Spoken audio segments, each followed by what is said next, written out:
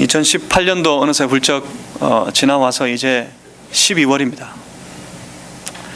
12월 이맘때가 되면 교회들마다, 우리 믿는 사람들마다 예수 그리스도 그 이름을 평소보다 더 많이, 평소보다 더 깊이 생각합니다.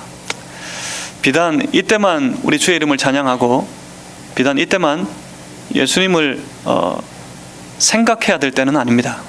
하지만 그래도 좋습니다. 이때만큼이라도, 12월 이 시즌만큼이라도 더 깊이, 더 온전하게 우리 주 예수 그리스도의 이름을 묵상하는 그런 때가 되기를 주님의 이름으로 소망합니다. 예수님이 이 땅에 오셨습니다. 이 땅에 오신 예수 그리스도, 그 주님을, 그의 오심을 찬양합니다. 그가 오심을 생각할 때면 그가 오셔서 우리 안에 이루신 일들을 생각해야 합니다. 예수님이 이 땅에 오신 이유는 주의 백성들을 구원하기 위해서 오셨습니다. 그 구원은 주의 몸된 교회를 이 땅 위에 세웠습니다. 교회를 일러서 흔히 그렇게들 말합니다. 피로 값주고 사신 교회라고. 예수 그리스도께서 십자가에 흘리신 그 보혈의 피, 그 피의 값으로 이 땅 위에 교회가 세워졌다고 우리는 흔히 그렇게 고백합니다. 무슨 의미인지 아시겠습니까? 예수님이 이 땅에 오신 이유는, 이 땅에 오신 목적은 이 땅 위에, 그러니까 구원받은 주의 백성들의 모임인 그들이 함께 세워가는 교회를 세우기 위해서 이 땅에 오셨다 하는 말과 같습니다. 주께서 이 땅에 오셔서 그 구원의 사역을 이루시고 그 열매로 이 땅에 교회가 탄생했습니다.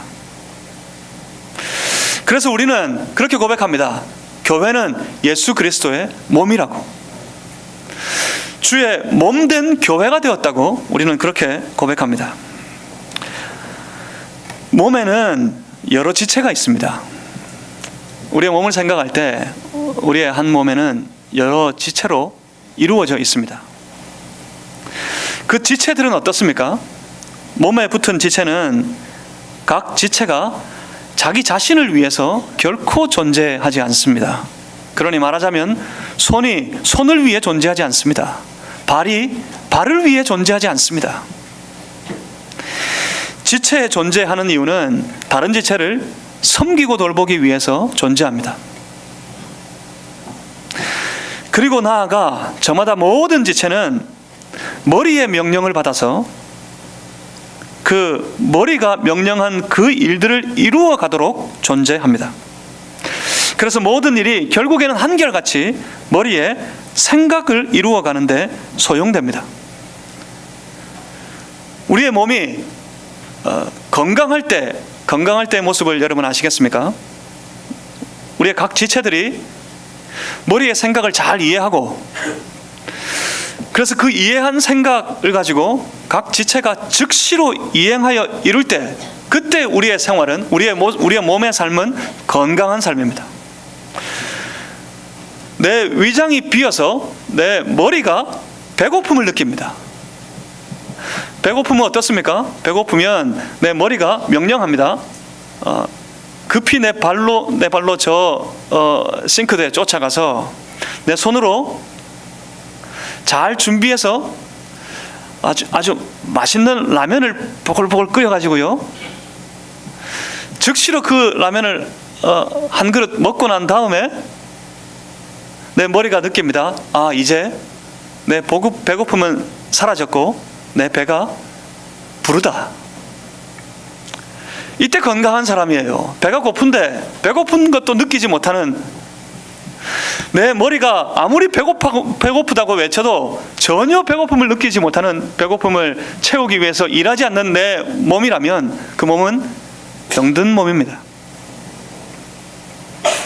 각 지체의 일이 다 다른 것 같지만 결코 다르지 않습니다.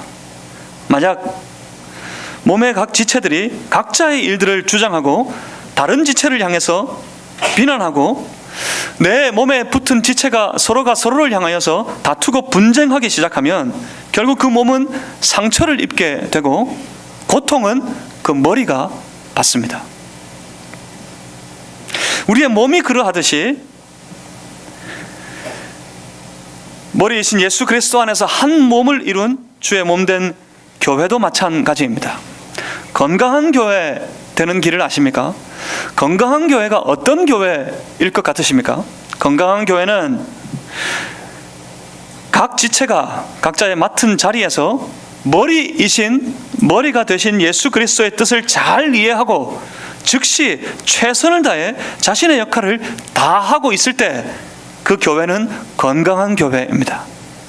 간절히 소망하고 바라는 것은 우리 늘사랑 교회가 우리 하나님 안에서 머리이신 예수 그리스도를 쫓아 건강한 교회, 그런 교회를 세워가는, 그런 교회를 만들어가는 그런 성도들, 그런 지체들이 다 되시기를 주님의 이름으로 소망합니다. 사도 바울은 지금 염려하는 심정으로 교회를 보고 있습니다.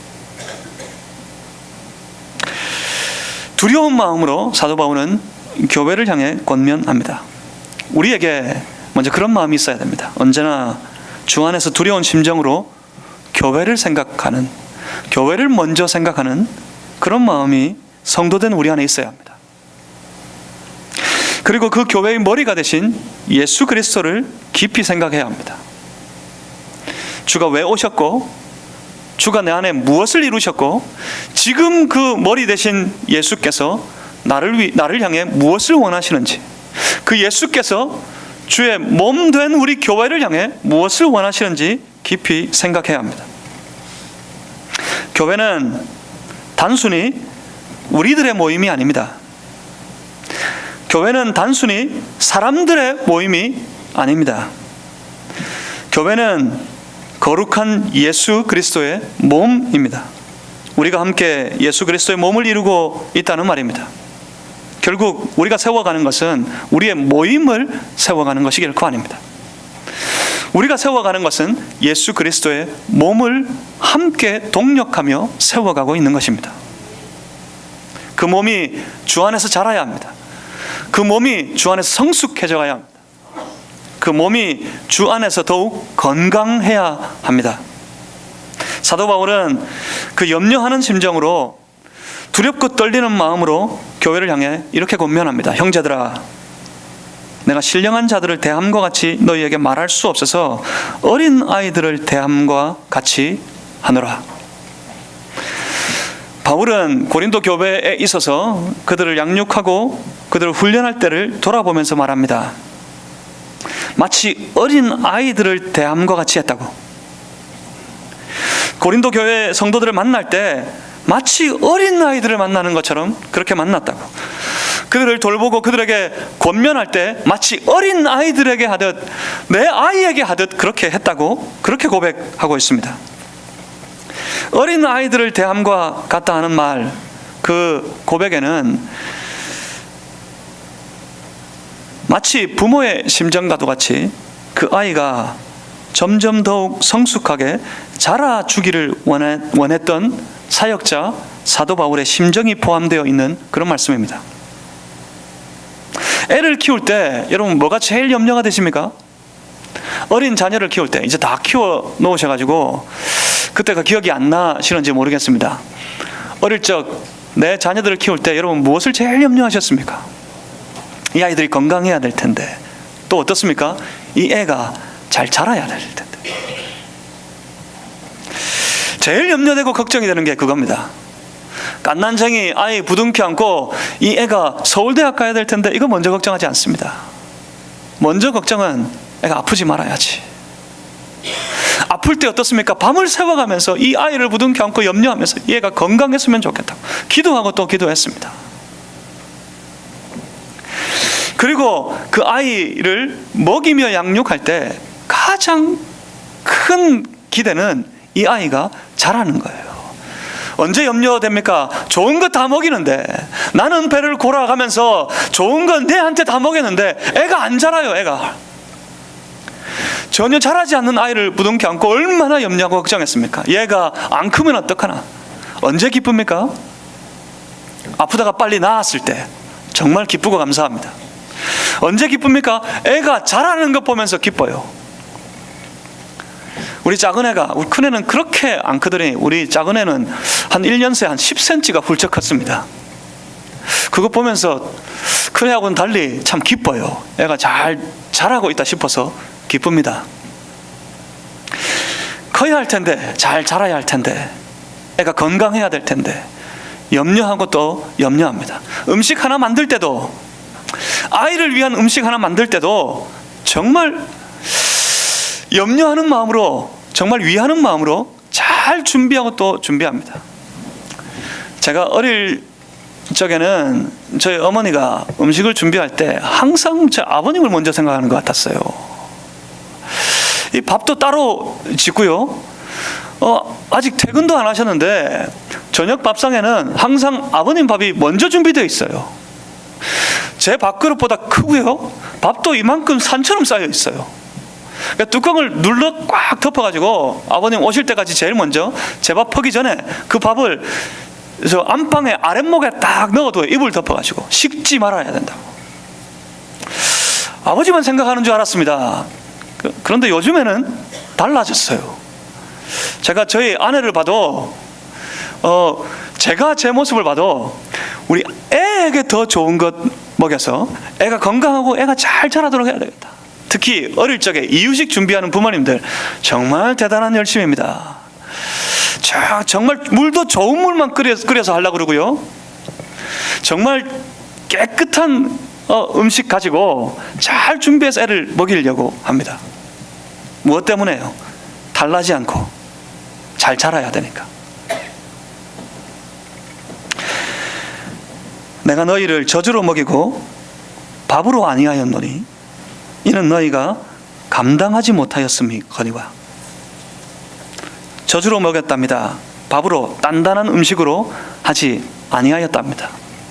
왜 그랬을까요? 사도 바울의 마음에 가장 큰 소원은 그들이 영적으로 자라기를 원했기 때문입니다. 바울이 저주를 준비할 때 가장 소원했던 건 교회 모든 성도들의 신앙이, 그들의 영성이 자라기를 소망했기 때문입니다. 감당하지 못할 것을 먹여가지고 자라지 못하게 될까봐, 탈인하게 될까봐 마치 젖을 먹이듯 말씀 준비하고 그들의 꼴을 준비해서 먹였다 말씀합니다. 이것은 고린도 교회를 친히 양육한 사역자로서의 사도 바울의 열심이 느껴지는 그런 말씀입니다. 그는 고린도 교회 성도들을 마치 자기 자녀처럼 여겼습니다. 친히 젖을 짜내는 심정으로 말씀을 준비했습니다. 그들에게 먹였고 양육했고 훈련했습니다. 영적으로 자라기를 소망했기 때문입니다. 그렇게 해서 아이의 키가 훌쩍 자라기를 원했는데 바울의 심정이 여기서 덜컥 걸려서 넘어져 버립니다. 본문 2절에 마지막에 이어서 이렇게 말씀합니다. 지금도 못하리라. 너희가 아직도 준비되지 못했다. 그렇게 염려하는 심정으로 그들을 향해 말씀합니다. 아직도 준비되지 않았다. 그렇게 말할 수밖에 없는 사도 바울의 고뇌가 느껴지는 그런 부분입니다. 준비되기를 바랬고 그래서 열심히 훈련하고 전했지만 아직 영적으로 미성숙의 상태, 성숙하지 못한 모습이어서 너무도 안타까웠다는 말입니다. 3절에 이어서 이렇게 말씀합니다. 너희는 아직도 육신에 속한 자로다. 사도 바울이 간절히 원했던 것이 바로 그거였습니다. 육신에 속한 자에서 벗어나서 성령에 속한 자가 되어주기를, 온 교회가 더 성숙해져 갈 때 성령 안에서 더 성숙한 신앙의 교회로, 신앙의 사람들로 세워지기를 바랬습니다. 그래서 저주로 하였습니다. 단단한 음식으로 하지 않았습니다. 왜? 감당하지 못할 것이기 때문에. 그런데 지금 보니 지금도 못하겠다.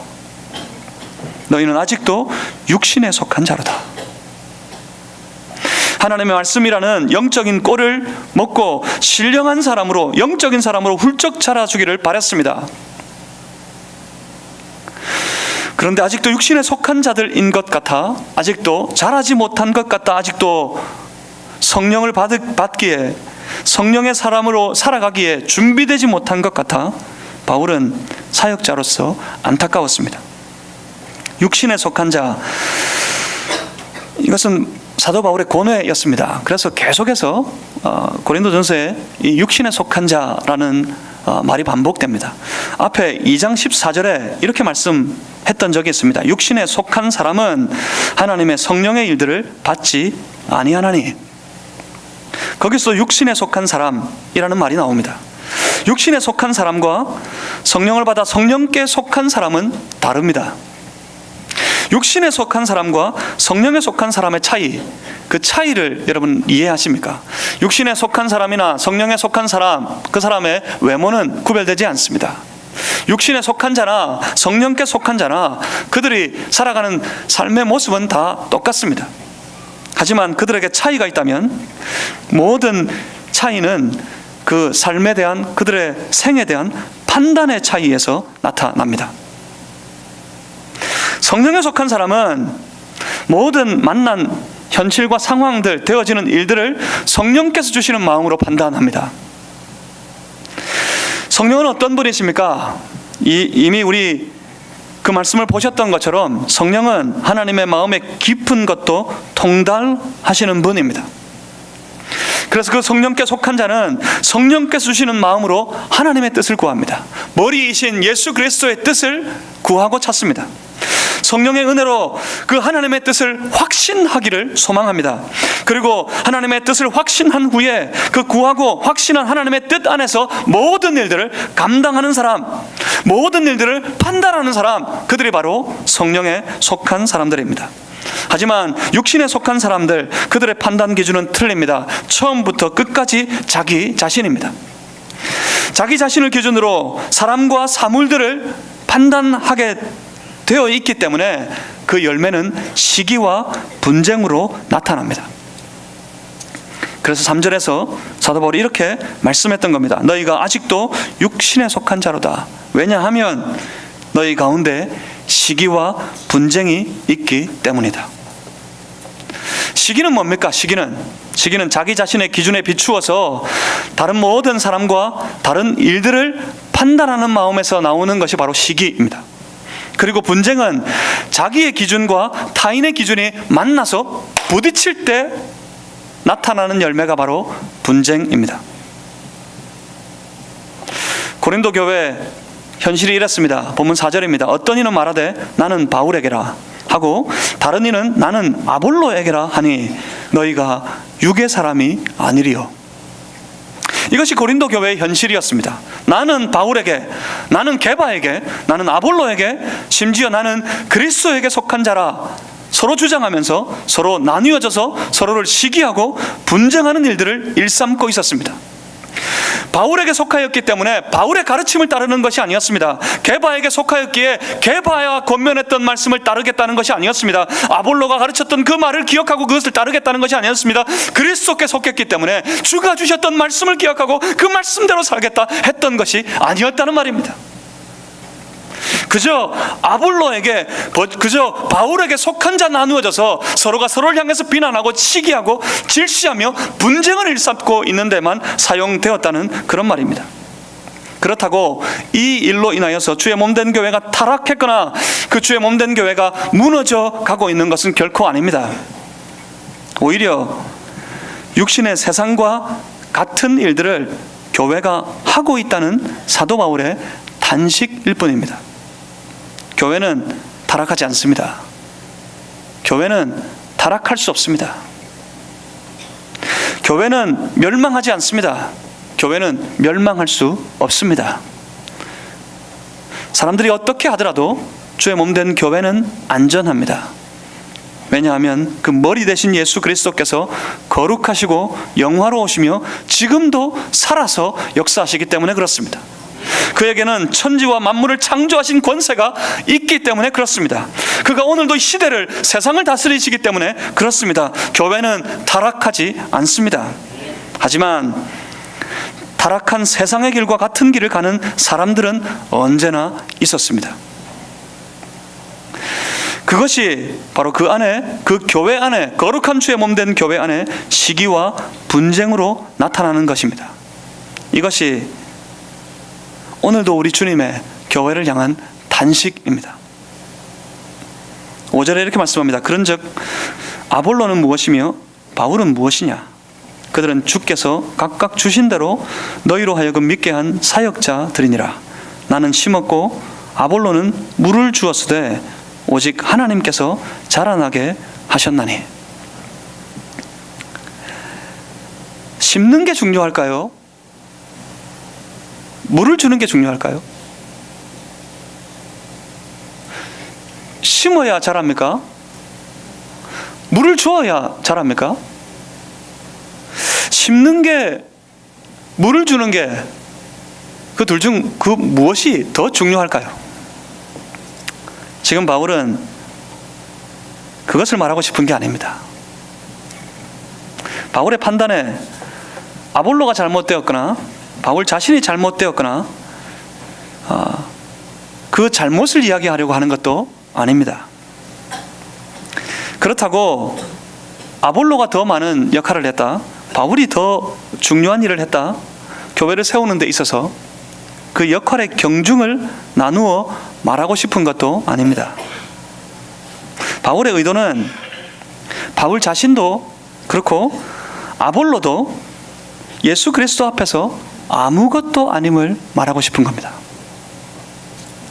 오히려 바울이 한 일이나 아볼로가 한 일, 만약 그들이 심고 물주는 일에 있어서 교회를 세우는데 어떤 역할을 한 것이 있다면, 그들이 만들어낸 영광이 있다면, 온 교회 성도들과 지체들이 함께 바울과 아볼로를 쫓아서 주의 몸된 교회를 세우기 위해 애쓰고 수고한 일들이 있다면, 그 모든 나타난 영광은 오직 하나님께만 귀속될 뿐이지 그들 스스로는 아무것도 아니라는 말을 하고 싶은 겁니다. 본문 7절에 이렇게 말씀합니다. 그런즉 심는 이나 물 주는 이는 아무것도 아니로되 오직 자라게 하시는 이는 하나님 뿐이니라.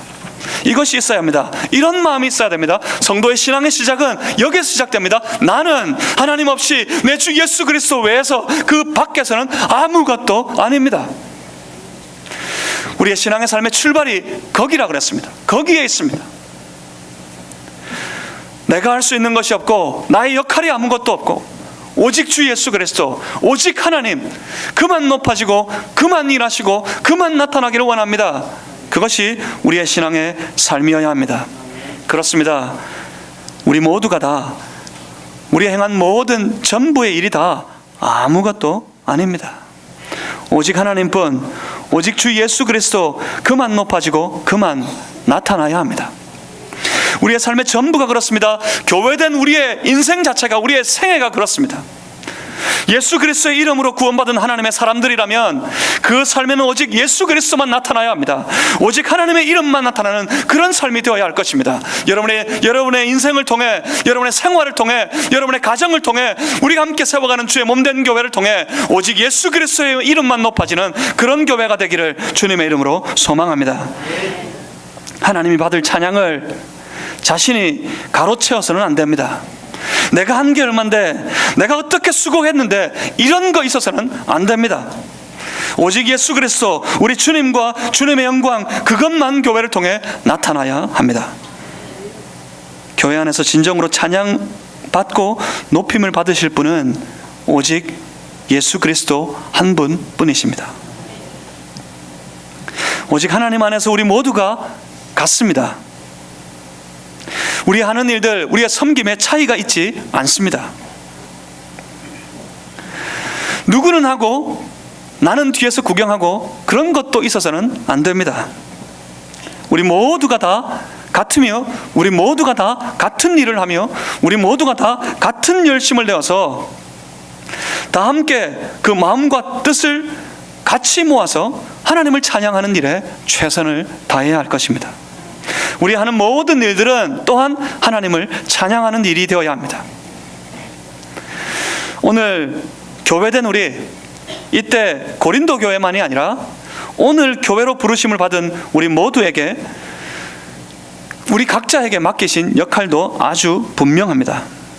모두 같은 말로 하나님 찬양, 함께 부둥켜 안고 예수 그리스도를 높이는 삶, 그런 삶을 살아가는 것, 그것이 우리의 사명입니다. 그런데 바로 거기에 또한 능력이 나타납니다. 주의 몸을 거룩한 교회로 세워가시는 여러분, 주의 몸된 한 교회 안에 사랑하는 지체와 성도로 모이신 여러분, 우리 모두가 다 함께 오직 예수 그리스도 그 이름만 높이는 거룩한 교회 되기를 주님의 이름으로 소망합니다.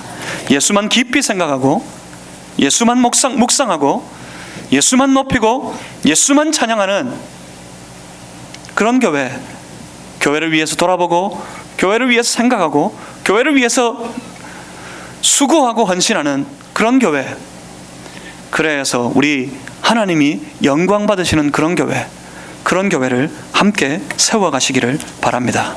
기도하겠습니다.